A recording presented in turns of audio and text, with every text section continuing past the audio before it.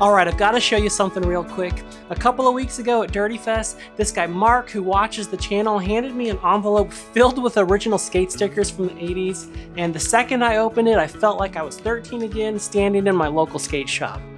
He said they'd been sitting in his garage for nearly 40 years, and since he knows how much I love 80s skateboarding, he figured I'd appreciate them more than just letting them collect dust, and then he just handed it to me, no strings, just, here, I think you'll appreciate these. I opened it up and it's a big stack of vintage skate stickers and some serious gems in here.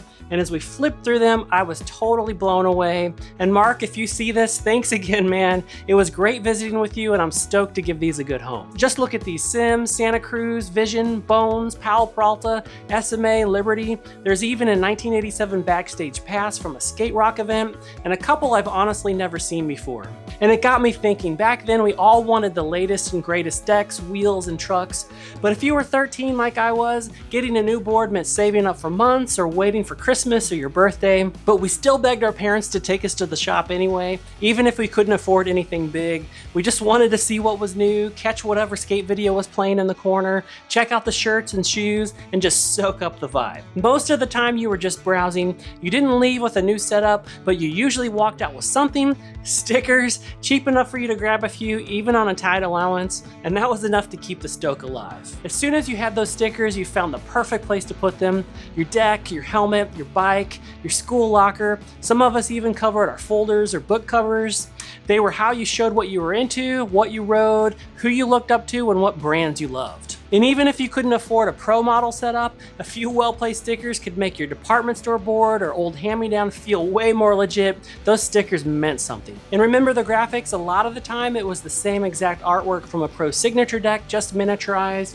Lucero, Hosoi, Cab, McGill, Nadas, and I always loved the Mike V Elephant. Slapping one of those on your board or helmet, it was a way to feel connected to the scene, even if you were still learning to tic-tac down the driveway. Sometimes if you were lucky enough to hit up a demo, they'd throw stickers into the crowd like candy at a parade. We'd scramble to grab them like they were gold, and they were. You'd come home with 2 scuffed shins and a rat bone sticker, and that was a good day. And for those of us without a skate shop nearby, you could send off a self-addressed stamped envelope to a skate company you saw in a Thrasher ad. You would include $1 or $2, cross your fingers, and wait. A few weeks later, that envelope would come back stuffed with logos and graphics from your favorite brands. It felt like Christmas morning. Let's take a closer look at the envelope that Mark gave me, and man, this thing is a time capsule back to the 80s. So cool. Some great stuff in here. Let's just see. Starting here on the top, we've got a Jesse Martinez Santa Monica Airlines. So this is a classic for sure. There's a few of these Vision streetwear stickers. I think these were tags on like shoes or shirts or something. This one on the back says $31, so it might have been on a set of shoes, a pair of shoes. We've got the classic Santa Cruz Screaming Hand, that awesome Jeff Phillips graphics. I don't really remember this one. It's Alan Peterson from Santa Monica Airlines. This might be pushing into the 90s here. Vision 1987 backstage pass. I remember this one, and unfortunately it has the word Vision on it cut off, but that's still cool. I actually don't recognize this at all. I don't know if you guys remember this at all. If you do, let me know with some kind of ampersand. Maybe I'm just a little bit ignorant for not knowing, but anyway, there it is. Another Screaming Hand, this one in purple. It's got the OG sticker. It says, I don't know how you say that, Groton Schwinn, 50 cents, super cool. Sims, the winged logo. I had one of these, a green one, I believe, on my first skateboard. I think it was on the Gator. This Bones, this is so cool. It's actually 4 stickers in diagonal configuration. And I remember having this back in the day, and I still have my old ProTech helmet from the 80s, and I've got one of those on there, so that's really cool. This kind of animal chin themed Powell Peralta, awesome. Eric Dressen from Santa Cruz. I honestly don't remember this graphic, if this is from like a wheel or what, but I do remember Eric Dressen. I mean, obviously, I got to see him skate back in the probably 88, something like that, and got his autograph. I got to meet him like 10 years ago at the Elgato Classics. Such a nice guy. So yeah, there's 3 of those. We've got a Lucero Red Cross. So this is still, I guess, probably before he started his company. Black label. Here's a Lance Mountain Powell Peralta Doughboy. So this would have been from around 90. This is classic. I'm stoked on this one, but a Nodus SMA has $1 written on the back, but that is a total classic. I totally remember that graphic. I don't remember these Vision Knuckleheads hardware, but I assume this was like mounting bolts for your trucks, and maybe this was designed to go on your truck hanger or something like that. But those are cool. The graphics are super vibrant. Atlantic Skates Inc. Skate shop. I think they were in maybe Maryland or East Coast or something like that. Powell Peralta, this one is 1990. I don't know if this is after VCJ or maybe it's in the Sean Kleiber area. I don't remember this one at all, but it's super cool. We've got the independent Iron Cross that's since been canceled, which is cool to see that logo again. I don't remember this one at all. This is SMA Conroy. This says 1990. I was starting to get out of skating by like 91, 92. But yeah, I don't remember that. I do remember Liberty Skateboards.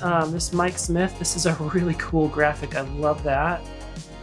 Powell Peralta, McNatt. This is definitely post Vernon, Cortland Johnson, DCJ. I don't remember this at all. So this had to be a little bit later in the 90s.